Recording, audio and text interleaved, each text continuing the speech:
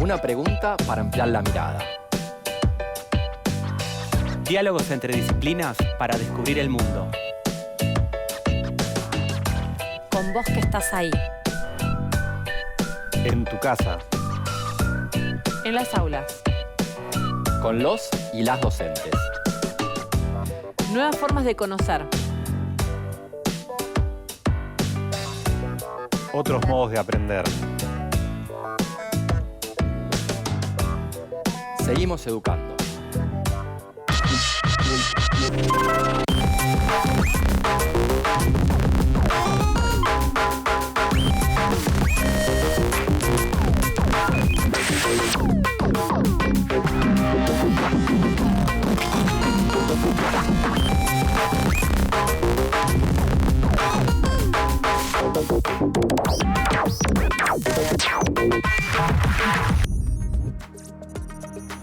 Hoy junto con Ale, profesora de Geografía, y con Julieta, profesora de Formación Ética y Ciudadana, nos preguntamos, ¿vivimos en el mundo o en una aldea?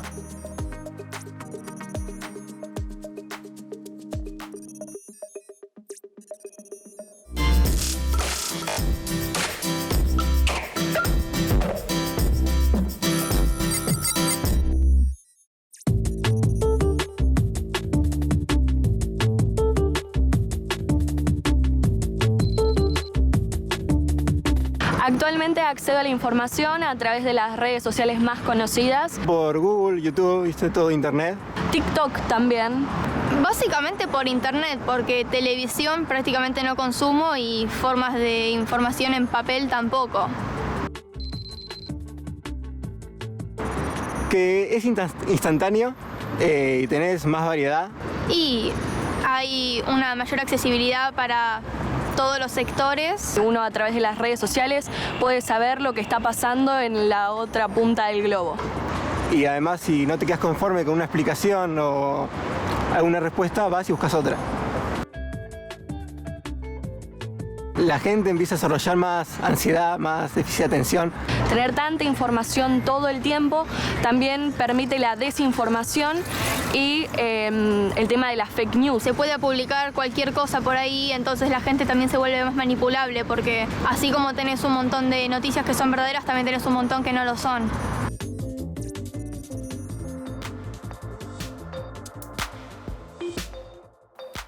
Tomá, ahí tenés. Sal de mi vista, malvado. Retrocede o mataré a tu rey. Andrés, ¿estás bien? ¿Necesitas algo?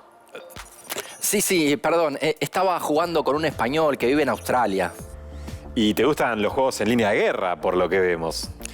No, qué guerra. Estoy jugando al ajedrez. Siempre me gana este contrincante español. Y eso que tiene 12 años nomás. Se juega a todo o nada, eso sí.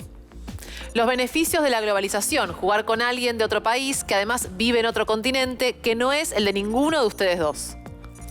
Es que hoy muchas personas pueden desde sus hogares conocer las noticias que se suceden en todo el mundo en vivo, ver películas recién estrenadas o hablar con alguien de otro continente por alguna aplicación o videollamada. Todos estos cambios y tantas preguntas, ¿cómo es posible que toda esta información fluya tan normalmente? ¿Cómo llegamos muchas y muchos de nosotros a vivir en este flujo permanente de datos? A principios de los 60, el profesor de literatura y filósofo canadiense Marshall McLuhan tuvo una visión que dejó a muchos sin palabras cuando varios años más tarde se hizo realidad. Dijo algo así como: una computadora como instrumento de investigación y comunicación será capaz de aumentar la recuperación de información, hacer obsoleta la organización masiva de las bibliotecas, recuperar la función enciclopédica del individuo y transformarla en una línea privada de comercializables rápidamente personalizados. En síntesis, el profeta de Internet vaticinó con más de 20 años de anticipación la llegada de la era digital y habló de cómo los medios electrónicos cambiarían para siempre a la sociedad, generando una reducción del mundo impreso. McLuhan también analizó cómo los medios electrónicos, con su demanda de interacción, nos devolverían nuestra perdida conciencia tribal. Pero esas tribus ya no serían grupos pequeños o aislados, porque los nuevos medios de comunicación se extenderían a través del planeta, haciendo que formemos parte de una aldea global. Así fue como McLuhan habló de Internet 2 décadas antes de que apareciera. Sin dudas, hoy las posibilidades de comunicación acortan tiempos y espacios. Desde aquí, ¿podemos sostener que el planeta Tierra se convirtió en una especie de aldea de enormes dimensiones? Pero, ¿qué sucede con las identidades y con las creencias? Y más importante aún, ¿cómo nos integramos en esa supuesta aldea global? En el mundo actual, el espacio y el tiempo se han vuelto cada vez más cortos. Pero, ¿qué es una aldea global?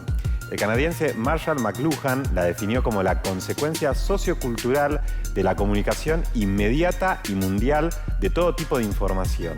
También sugiere que percibimos como cotidianos hechos y personas que tal vez sean muy distantes en el espacio o incluso el tiempo, y eso revive las condiciones de vida de una pequeña aldea. Si bien el fenómeno de la globalización puede originarse desde distintos acontecimientos, fue la televisación en vivo y en directo de la Guerra del Golfo Pérsico en 1991 la que dejó en evidencia la idea de la aldea global. Y si bien el mundo sigue siendo igual de grande como siempre, el despliegue de los medios de comunicación parecería haber desdibujado los límites, tanto geográficos como éticos, y disuelto las distancias. Pero ¿es tan así? Será necesario profundizar y pensar cómo se produce y quiénes son los que ganan y pierden en esta supuesta aldea. Veamos primero cómo se organiza efectivamente el mundo en el sistema capitalista. Las economías mundo han sido en todas partes y siempre el marco, el soporte y la sede del desarrollo del capitalismo. El concepto de economía mundo, desarrollado por el historiador francés Fernand Braudel, sirve para describir una formación socioespacial. Es un espacio, una porción del mundo dominada por un centro en torno al cual se jerarquizan círculos concéntricos, las zonas periféricas. Convive con otras economías mundo vecinas. Puede intercambiar, pero suelen generarse importantes conflictos. Por su parte, las economías mundo tienen una cierta duración histórica. No solo poseen una espacialidad propia, sino también una temporalidad propia. Y aunque esté unificado económicamente, este espacio está dividido política y culturalmente. Un ejemplo claro es la Unión Europea, donde la integración económica y política convive con una acentuada diversidad cultural y tradiciones variadas. Dicho de otra manera, puede incluir formaciones sociales que sean políticamente distintas, así como áreas culturales muy diferentes y, sin embargo, subsistir en base a los intercambios mercantiles y las relaciones de poder que vinculan a estas áreas entre sí. Dentro de cada economía mundo puede identificarse un centro que se reduce por lo general a una ciudad que constituye su capital económica, que domina y organiza el espacio de la economía mundo.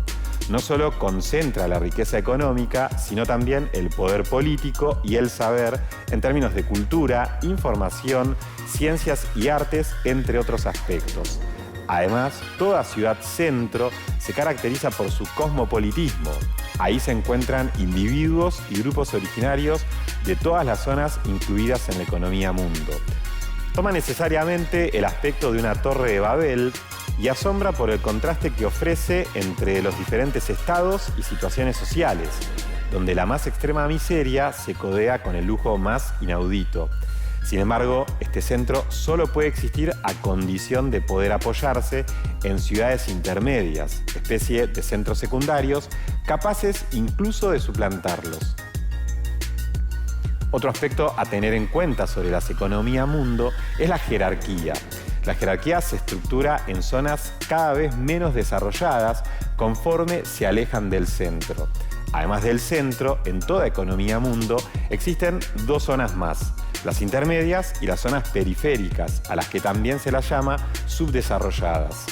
La zona central dirige, organiza, controla a las economías locales o regionales, conectándolas y jerarquizándolas según sus propios intereses. Las zonas intermedias, más próximas a la zona central, se le parecen por la importancia de sus intercambios económicos. Son, en efecto, la sede de economías vivas, aunque subordinadas al centro y al capitalismo central. En cuanto a las zonas periféricas, se caracterizan por su subdesarrollo general respecto a los otros dos tipos de zonas.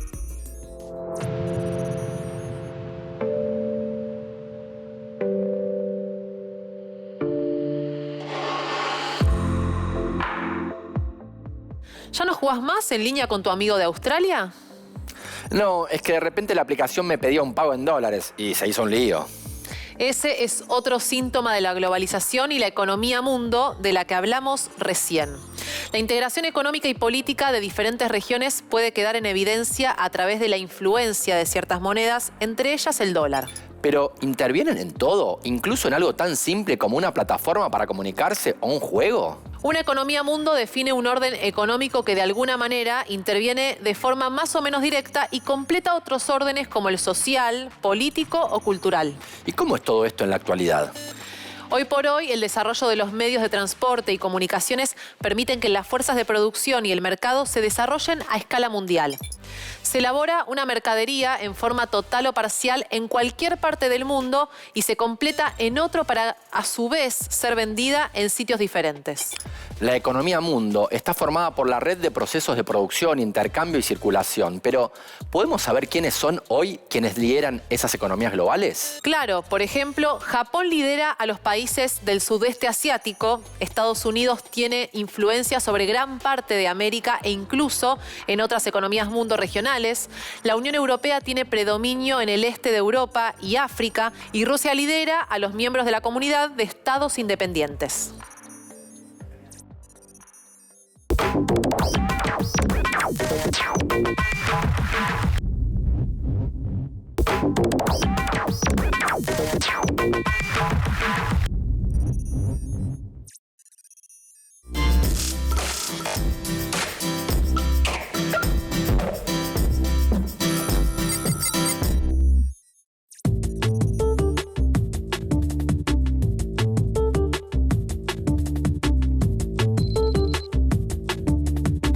Y por suerte yo no ando por lugares muy raros, pero supongo que algún foro de 4chan.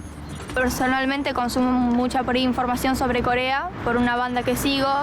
Bien, el lugar más extraño del cual me llegó información fue de África, sí, un grupo de chicos hablando de la pandemia. No me suelo fijar en eso, ¿viste? No me importa la marca, mientras que cumple la función. No presto atención tanto al lugar de donde provienen. No lo hago con todos los ítems de mi vida cotidiana, la verdad, pero cada tanto es como que te da la curiosidad de saber de dónde es lo que estás usando para ponerte sobre tu cuerpo, entonces sí.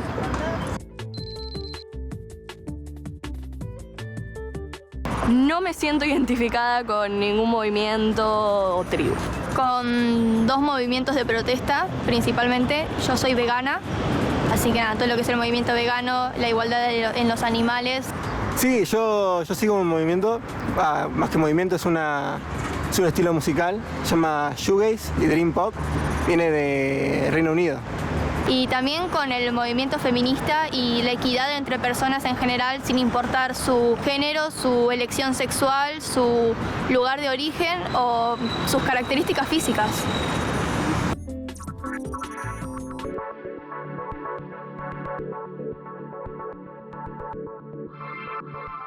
La globalización trajo un proceso de transformaciones sin precedentes por su extensión e importancia. Al mismo tiempo que profundizó importantes desigualdades que existían con anterioridad, se crearon grandes y poderosas alianzas económicas.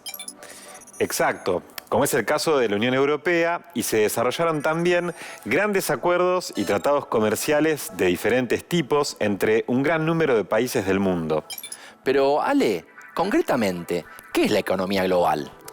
La economía global, Andrés, apunta a un sistema económico libre de barreras o fronteras estatales y sus características son: los sectores financiero, productivo y de comercio experimentan por sí mismos el fenómeno de la internacionalización. Las empresas operan en diferentes territorios alrededor del mundo. Gracias a la evolución de los mercados internacionales y el desarrollo económico, las empresas son y se hacen cada vez más grandes. Tal es el caso de las grandes compañías multinacionales que se multiplicaron en diversos sectores económicos. La mejora exponencial de las comunicaciones, el avance imparable de Internet, nos permite estar conectados en cualquier parte del planeta. A partir de mediados del siglo XX surgió la estrategia de la formación de bloques regionales mediante políticas de integración económica. Pero, ¿cómo funcionan? Cada bloque se compone de un conjunto de países que firman acuerdos para llevar adelante políticas conjuntas. Estas políticas son en su mayoría económicas, pero también pueden abarcar otros ámbitos, como el social o el cultural.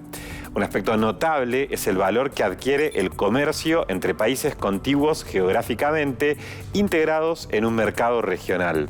¿Podríamos hablar de integración económica?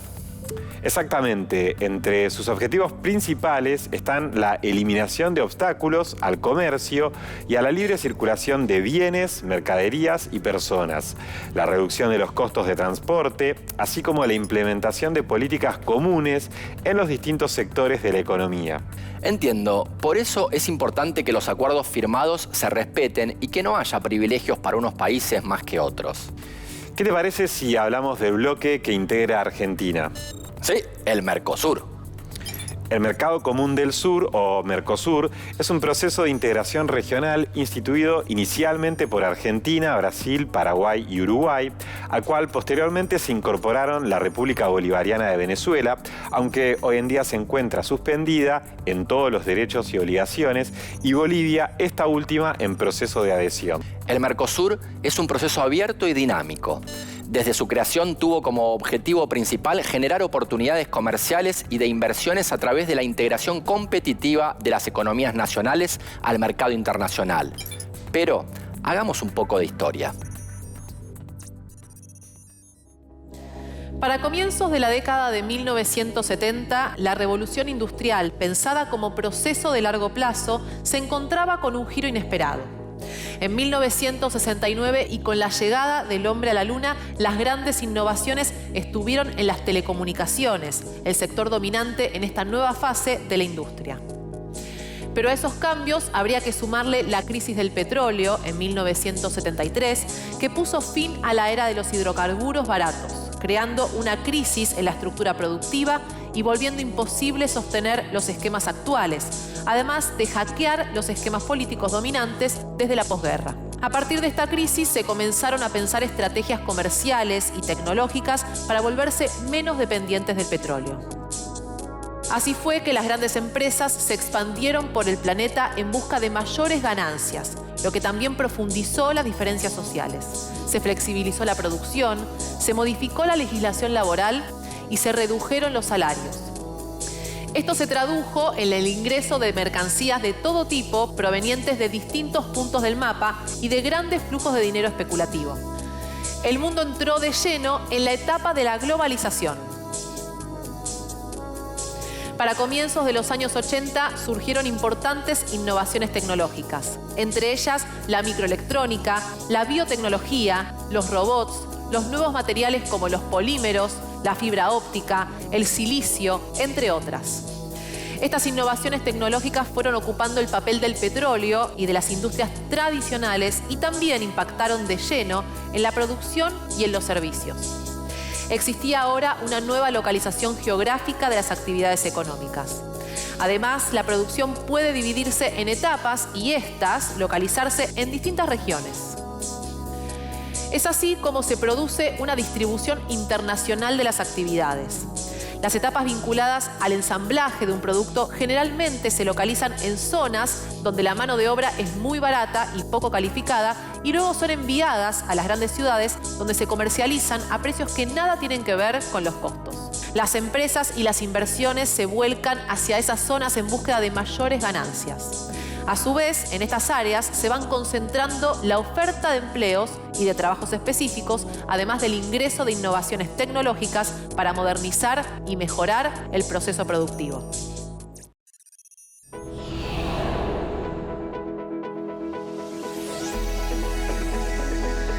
Cuando hablamos de globalización, nos encontramos con que muchas veces productos que consumimos a diario tienen nombres de marcas extranjeras, de Estados Unidos, por ejemplo, pero se hacen en Brasil y se fraccionan a pocos kilómetros de nuestra casa, acá en la Argentina. Claramente esto se debe a la economía global, que se materializa en una grilla mundial de puntos estratégicos, la mayoría de los cuales son grandes centros internacionales de negocios y finanzas, como hay varios en nuestro país. Pero además, la globalización cambió para siempre el espacio urbano. El dinamismo de las grandes ciudades hace que su conexión con el mercado mundial sea cada vez más intensa. Las ciudades de Nueva York, Londres y Tokio cumplen este papel. Se trata de ciudades globales que son las sedes de los intercambios internacionales de capitales, información, tecnología y bienes. Estas ciudades son las que garantizan las mayores inversiones y se convierten así en zonas privilegiadas. Algunas ciudades de las regiones periféricas, como Buenos Aires en Argentina y San Pablo en Brasil, cumplen con características similares. Hasta ahora contamos con dos interpretaciones y significados de la ciudad global. El más inmediato, relativo a las ciudades que pueden identificarse como tal y cumplen ese rol, tales como Nueva York, Londres y Tokio, pero también otro más general, donde la ciudad global sería un fenómeno que cubre la mayor parte del mundo, con distintas funciones y especializaciones de las ciudades particulares. San Pablo, Buenos Aires, Bangkok, Taipei y México DF son algunas de las ciudades que, si bien en una escala diferente, cumplen una función similar. Algo importante para destacar, una ciudad global puede ser tan grande como Londres, Nueva York, Buenos Aires o Sao Paulo, o puede ser pequeña como Zúrich o Frankfurt. El tamaño no es el rasgo que la define. Estas son las ciudades que organizan la circulación de riquezas dentro y fuera de sus países, que tienen la capacidad de gerenciar las operaciones globales de sus empresas nacionales y las operaciones de las extranjeras, que quieren operar dentro de sus países. El concepto de ciudad global se refuerza en la economía, en las finanzas y en los servicios especializados, en los nuevos sectores multimedia y en las telecomunicaciones. Estas actividades se caracterizan por las conexiones transnacionales y por un reparto de especialidades entre las ciudades, más que por la competencia internacional en sí. Para entender a la ciudad global tenemos que analizar dos aspectos. Por un lado, las actividades más avanzadas y globalizadas, como son las financieras. Por el otro, la forma en cómo la economía informal de las grandes ciudades globales interactúa con la nueva dinámica económica. El estudio detallado de 3 ciudades concretas, Nueva York, Londres y Tokio, puso en evidencia la importancia de su colaboración y sus ventajas antes que su rivalidad o desventaja. La expansión de esta conexión en red entre ciudades globales afecta a todos los sectores: el político, el cultural, el social y el jurídico. Las grandes ciudades se convierten en lugares estratégicos no solamente para el capital global, sino también para el trabajo de los emigrantes y para la constitución de comunidades e identidades que no son locales. En este sentido, las ciudades llegan a ser el foro de actividades culturales. Esta apertura política y económica transnacional da lugar a nuevas reivindicaciones y derechos, particularmente a un derecho sobre el lugar.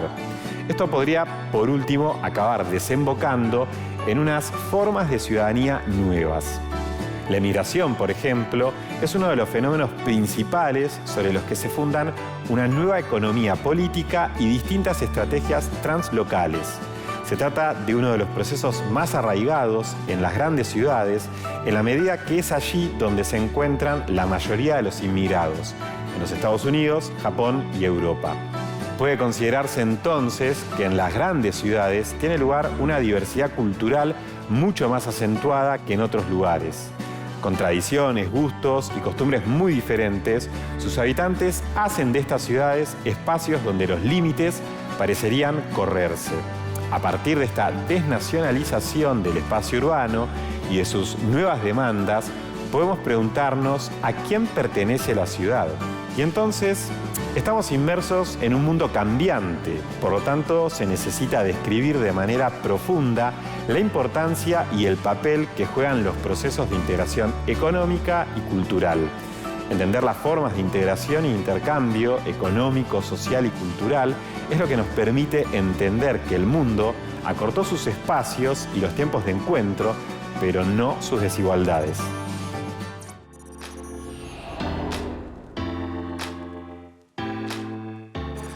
Las posibilidades de comunicación acortan tiempos y espacios. Una parte de la humanidad, aquella que tiene acceso a la electricidad y a la conectividad, funciona como una aldea, donde los aldeanos pueden enterarse lo que ocurre de manera inmediata. Gracias a la tecnología como la TV o las redes sociales, por ejemplo. Un lugar donde las identidades y las creencias se acercan, confluyen y se mezclan. Un mundo cada vez más interconectado. Una transformación importante desde lo geográfico fue la disolución virtual de las distancias que parece haber reducido el mundo al tamaño de un pequeño poblado. Pero no debemos olvidar que vivimos en un mundo con importantes niveles de desigualdad, tanto en el acceso a servicios básicos como en la vigencia y el respeto por los derechos humanos. Una desigualdad que mayormente se agudizó con la globalización. La globalización sigue siendo un término útil porque vivimos en un mundo interdependiente de todos con todos. Es muy impresionante al circular por distintos países de América Latina y también en algunos países europeos el predominio casi total de la información nacional cuando los datos de la economía de bienes materiales, pero también de los bienes comunicacionales, nos está diciendo que ese país está intensamente interrelacionado, depende de capitales extranjeros, de los consumos que se hacen de sus productos nacionales en otras sociedades.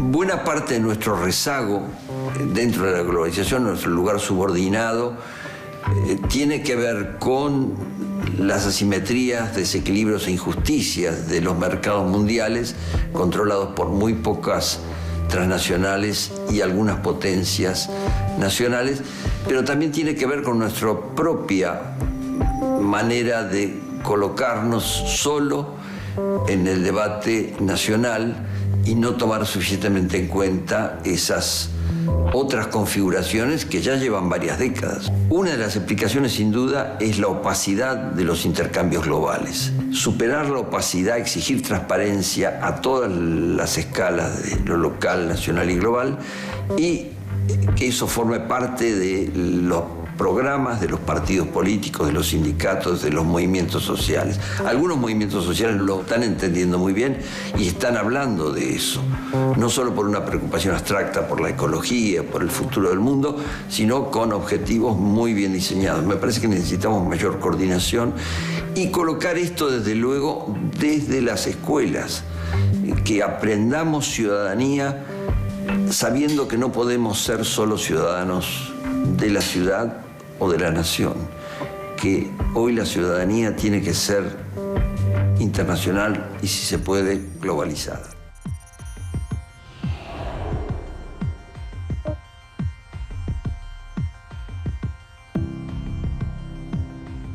Si bien el mundo sigue siendo tan extenso como siempre, el desarrollo de las ciudades, la industria, los medios de transporte y comunicación generaron profundos cambios. Aunque las distancias físicas no se alteraron, sí se modificó la integración entre regiones totalmente distantes. Estamos en un mundo que cada vez es más parecido a una aldea global. En tanto, la intensidad y rapidez con que circula la información y la velocidad con que podemos desplazarnos es tan grande que las distancias parecen haberse borrado.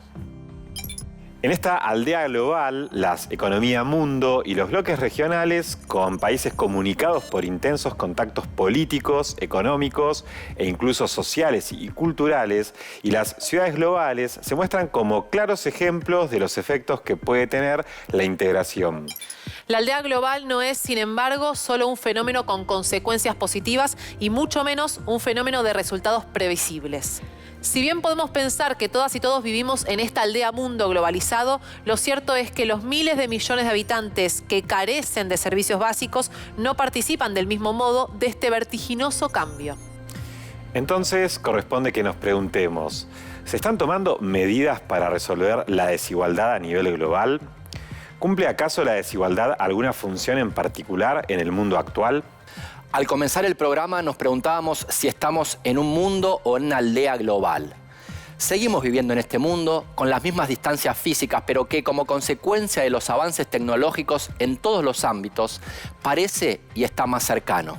El desafío es quizás saber cómo usamos esas cercanías para reducir otras distancias, las que están vinculadas con la desigualdad.